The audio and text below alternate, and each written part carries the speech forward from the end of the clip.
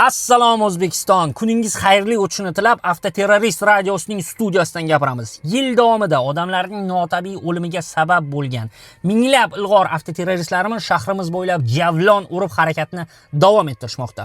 Ularning sa'y-harakatlari bilan yillik o'limlar soni 2,5 sondan tushmasdan doimiy o'sishdan to'xtamayapti.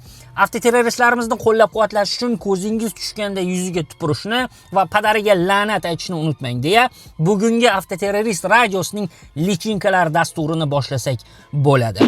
Bugungi lichinkalar dasturimizning qahramoni har tush ko'rganda Onyxni Bugatti bilan, Toshkent ko'chalarini Formula 1 trassasi bilan, piyodalarni esa bowling egillari bilan adashtiradigan Mixail Shumaxerning o'g'li bo'lib tug'ilishni orzu qilgan.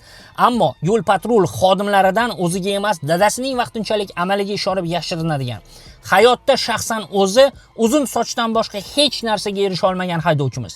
Qahramonimiz yosh bo'lishiga qaramay, bir necha odamlarning umriga zomin bo'lishga bir bahya qolgan. Hayotdagi oliy maqsadi esa oxir-oqibat biror piyodani o'ldirib, qamalib ketish. Ushbu haydovchimiz eng so'nggi orzularidan biri bo'lgan odam o'ldirish imkoniyatlari haqida ommaga e'lon qilganlaridan so'ng lichinkalar jamiyatida yana bir maqsadlardan biri bo'lgan patrul xodimlari yonida uzr so'rab chiqish degan marrani ham egallashga yaqin turibdilar.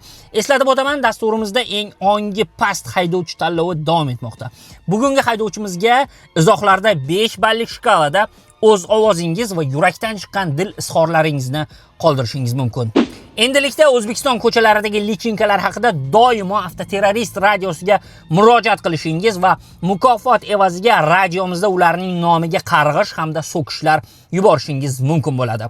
Faollikdan to'xtamang, Avtoterrorist radiosining tarmoqdagi sahifalariga obuna bo'lishni va kun davomida lichinkalar hayoti va ijodi bilan tanishib borishni unutmang.